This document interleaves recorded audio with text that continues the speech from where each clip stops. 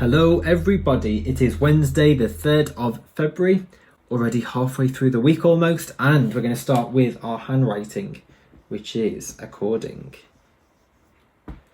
A-C-C-O-R-D-I-N-G. Get your pencil, get your paper, and therapeutically and relaxingly have a go at your handwriting. Keeps that wrist going, all that typing. Your wrists are getting lazy, you need to be having a nice practice. Practice these joins as well. So that double C can look nice. The O and the R and the D-I-N-G. According. Okay, now for whole class reading. Reading chapter 8. What goes up doesn't necessarily come down, of the London Eye mystery. Now in chapter 7, which you should have read yesterday, the whole dilemma of the story happens quite early on in the London Eye mystery. That's why it's a good book. Usually if we're thinking of a story mountain, the dilemma sometimes happens in the middle of the story and then the resolution and it all ends happily ever after. But not in the London Eye mystery. We're only at chapter 7 of this book and already we've hit the massive dilemma. The London Eye has gone up, it's done a full circle, and Salim hasn't got off the other end, as it's done a full loop. Now, in that last chapter, Ted, like we know, he's a bit more thorough, he likes to have everything in order, and now he's quite panicked by this, he's quite stressed that Salim hasn't came back off the London Eye. Whereas Kat, she's nervous too, but she's nervous for different reasons. She thinks that she'll get in trouble because she was looking after both of them and now one of them has gone missing. So she's run around frantic. She even went to buy a souvenir photo. You might have seen these when you go to, like, if you've ever been to a theme park. When you get off a ride, you can go to a booth. There's loads of screens up and there's pictures, automatic pictures that the roller coaster takes, and you can buy them if you want. And on the London Eye, as you go all the way round, as you come back to the end, as you're about to get off, an automatic camera takes a picture of you, and at the end you can buy it if you want. So Kat has ran to the souvenir photo place, bought the photo to see if they can see Salim in the pod, and there's no sign of him. They don't know where he is. Did he get on in the first place? Has he done something up in the pod? Did he sneak off? We don't know. And it ended with Kat getting quite stressed and saying that Mum and Aunt Gloria were going to be livid with them. Right, now it's time. Have a read of chapter 8 and answer the questions afterwards. Okay, right. Now in English, we're carrying on with our direct and reported speech. You had 2 lessons on it now. You should be getting highly skilled at this. Here's your next question in today's learning pack. It says, write a sentence that uses direct speech for the following picture. And we've got a girl riding a horse. So I've done a little example. You can magpie parts of mine if you like the sound of it. I hope you do. And you can write your own. But the crucial part is knowing your direct speech, knowing the correct speech punctuation, and making it grammatically correct. Slow down there, boy, said the young horse rider. There's no need to rush. No punctuation in that. There's no pause, no commas, no full stops.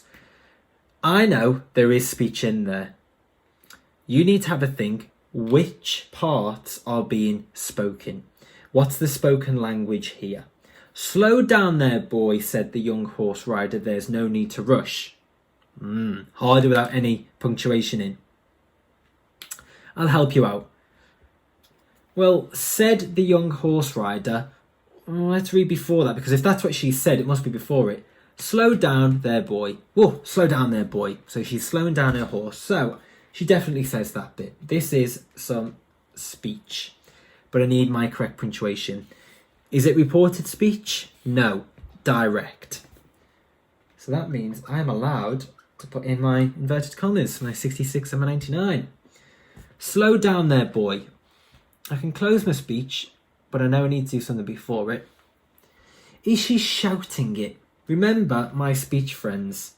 Exclamation mark, question mark, full stop, or comma. Slow down there, boy. I doubt she's screaming it because Oh, slow down there, boy, she's telling him casually. Is it a question? Slow down there, boy. Is the horse going to reply to her? I don't think so. So I'd go for full stop or comma. Slow down there, boy, said the young horse rider. Fair enough. There's no need to rush. There's no need to rush. Well, it's got a capital letter for a start. So I think we need a full stop there to end that first sentence. For those bright ones, for those clever bunch, you are going to be thinking now, what speech model is this? What speech model is this paragraph going to be? Slow down there, boy, said the young horse rider. There's no need to rush. This next part is also speech. This is a good style of writing, more for stories, not so much for newspaper articles, but we've split up her speech, haven't we? We could hide this middle bit, the said part. Slow down there, boy. There's no need to rush. That's what she's told her horse. He's obviously galloping too fast and she's slowing him down. So now we can put this speech in. Inverted commas up there. There's no need to rush. Now, there's something missing here. I've closed my speech, but before the end of my speech marks, I need something here. It's the last part of her speech, so you can end it with a full stop, okay? And there's my direct speech. What speech model is that? Is it speech model 1, speech model 2, or 3?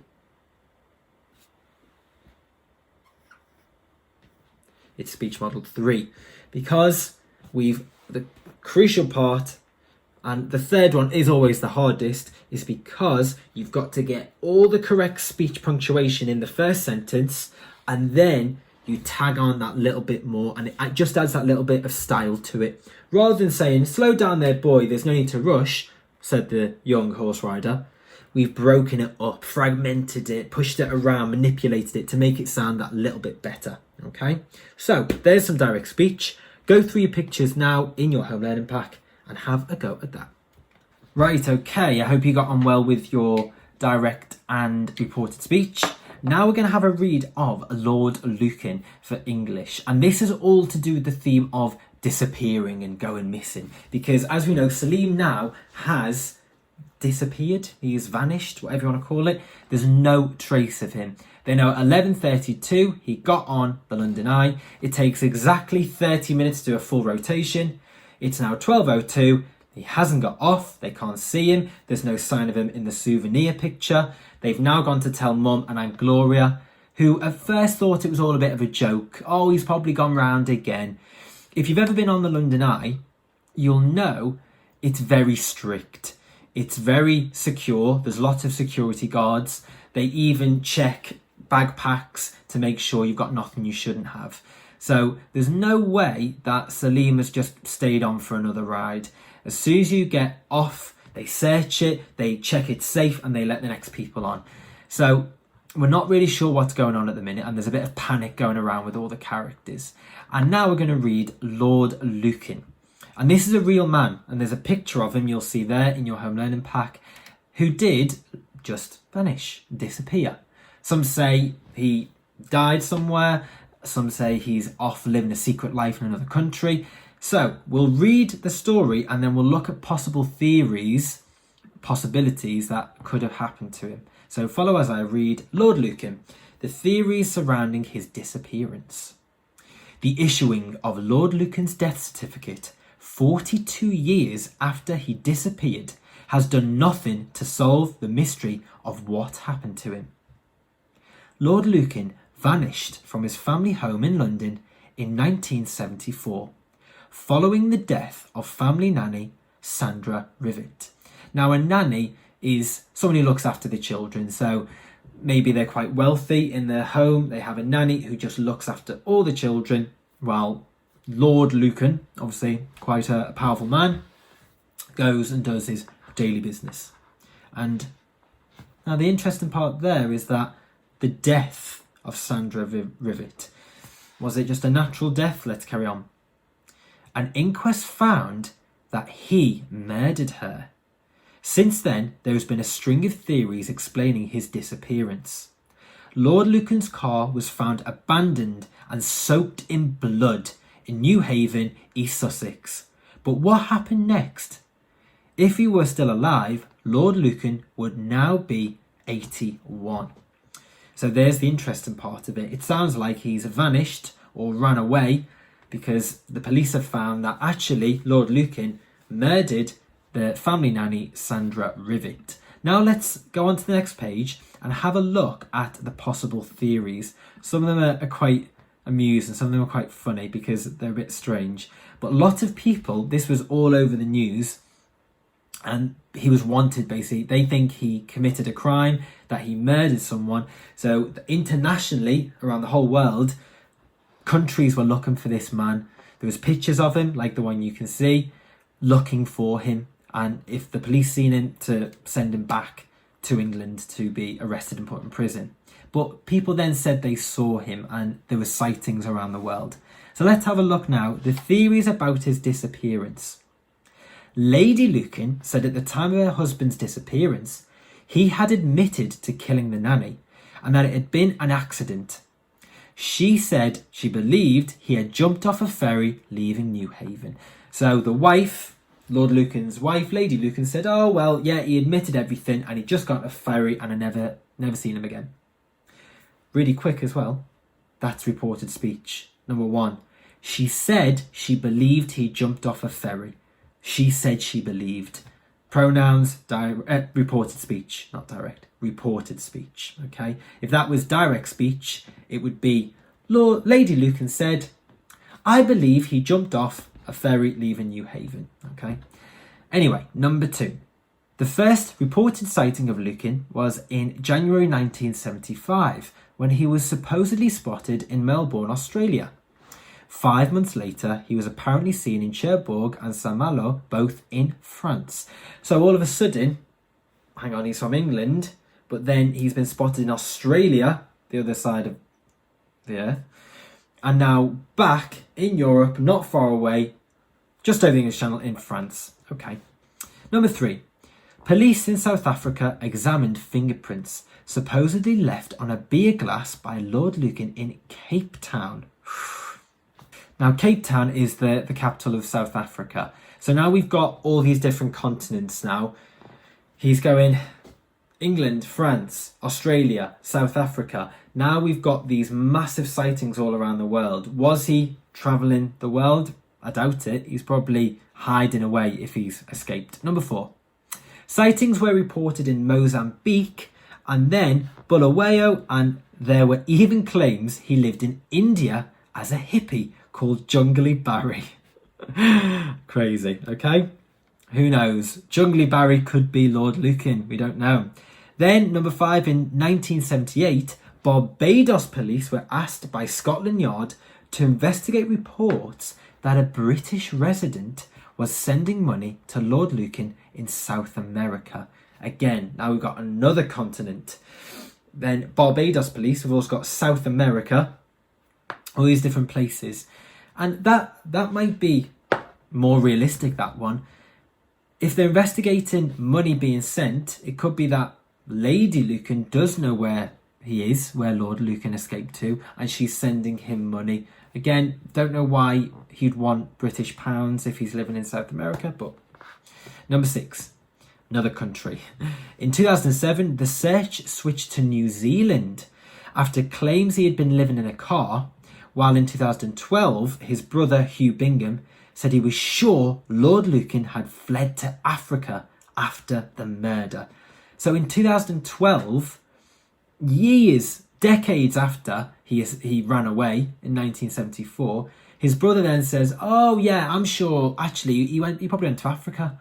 So who knows? All the different theories are going around here. But this is what happens in a disappearance, especially when it's a bit suspicious. So Salim's disappearance off the London Eye might look a bit suspicious. And so did this with Lord Lucan because of the crime he might have committed. Number seven. Other theories suggested that Lord Lucan was held to ransom by the IRA. Number eight. He had shot himself and asked for his remains to be fed to the tigers at Kent Zoo, owned by his friend Mr. Aspinall. Interesting. So That one implies that he shot himself because he was so mortified that he committed murder, and then he asked his mate, when I die, will you feed me to the tigers in the zoo? Interesting. Number 9, Lord Lucan had plastic surgery after the murder. Okay, the last one. In 1974, he's gone, had a facelift, so no one recognises him. So have a think now, which ones would you say are the most likely that could have happened, or the least likely? And then you've got some questions on Lord Lucan. Have a go at answering them. Right, okay, now it's time for maths. And we're going straight back into algebra. And today we're solving two-step equations. So they're going to be a bit more tricky because we've got to do more to find the answer. And we're not writing equations today. We are actually solving it. So we're trying to find the value of the missing number, which in this is s. It's been replaced. Now, 2s add 2 equals 10. You should be looking thinking, I know what 2s means. Big number with a letter. It means 2 times s. 2 lots of s. Okay, that's what that's telling us. Now, I don't like this add 2. It's getting in the way. I want to end up at the end of this equation with s equals something. And this is stopping me. It's getting in the way a bit. It's a bit fiddly. So I'm just going to get rid of it. Simple as that. So here on a number line, let's say here's plus 2. It's plus, so it's positive, isn't it? It's not negative. So I'm going to put it on the positive side, plus 2. Now I'm not going to add another 2 to it because that'll take me to plus 4. I want to get rid of this. I want it to have no value. I want to get it back to 0. So I'm going to take away 2 from it. So eventually I'm going to take away 2 from this side because I want to get rid of it. I just want 2s on its own because then I can work it out. However, whatever I do to this side of the equal sign, I've also got to do to this side too. A bit like how you do it with a fraction or balancing equations. We've got to, if we're taking away 2 here, we've got to take it away here as well. So I'm going to do 10 take away 2. Now let's rewrite our equation. Now we've done those steps. I can get the lid off my pen.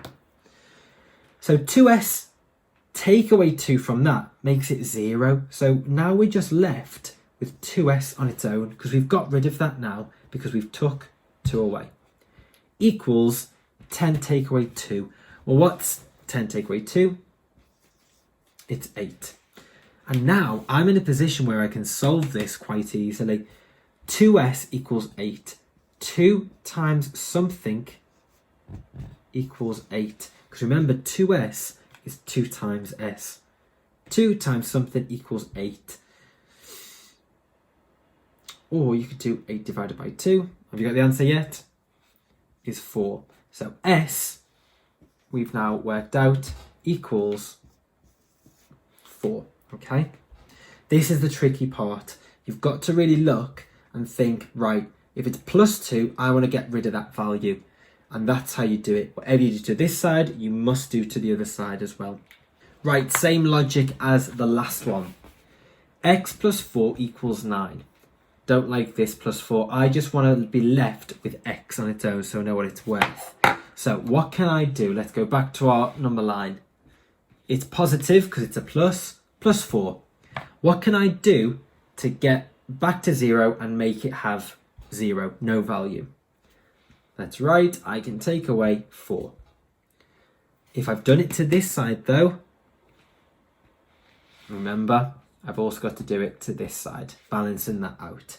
So now let's rewrite that equation with our adjustments. Plus 4 take away 4 takes us back to 0. So that has no value now. We've cancelled it out. We've took it back to nothing. So now we're just left with x on its own. X equals 9 take away 4 equals 5. And there's our answer. X equals 5 because we've took that out of our equation. X equals 9 take away 4, which is 5.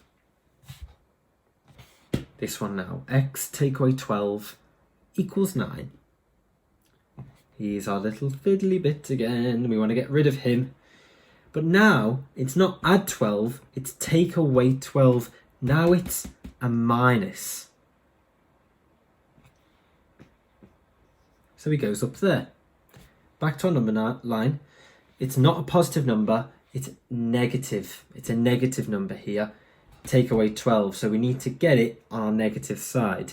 Now you need to be thinking, what adjustment can I do to make that cancel out, to make it have no value at all?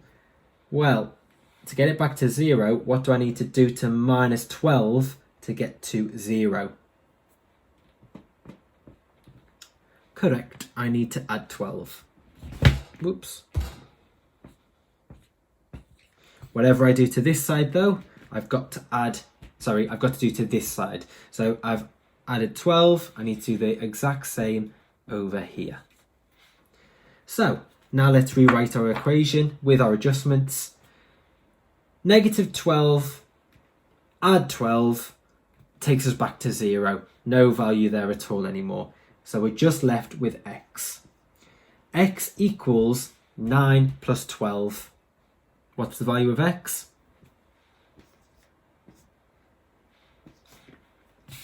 21. Cancel it out, do what we did to this side, to that side. X equals 21. Another longer equation now. Identify that fiddly, awkward bit straight away so you can get rid of it. Either plus 3, positive number. If it was negative 3, take away, you'd go over here. But we've got 3x, add 3. Let's get him up there. Now you need to be thinking, what can I do to get it out the way?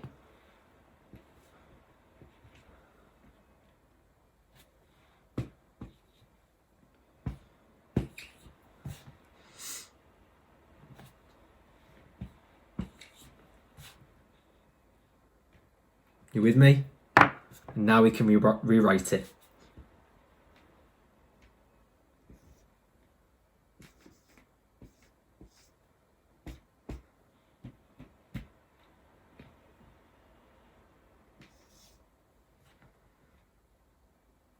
Right, you should be at the same part as me. We've cancelled that out. 3x equals 6. Remember, 3 lots of something. Rewrite it out if you want. 3 times something, and that something is x, equals 6. 3 times what equals 6?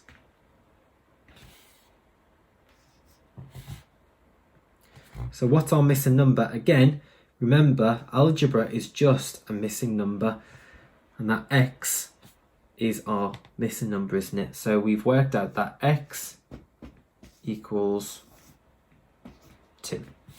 Okay? And that is the correct answer. We can always check in algebra as well. Now I'm making a claim that I think x equals 2. Well, let's see if I was right all along.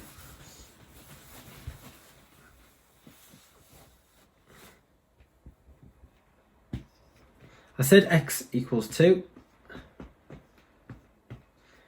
So now let's change that to a 2. 3 times 2, because x, 3 times x, 3 times 2, add the 3, equals. If it equals 9, then I'm right, because that's the question. It's telling me it's got to equal 9. If I've done x as 2, will it work? 3 times 2 is 6. 6 add 3 equals 9. Perfecto, okay? So that is a harder equation, but we did it step by step and we worked it out. Cancel that out and then do our second step to work out the final answer. Have a go through the fluency sheets and the problem solving of algebra in your home learning pack.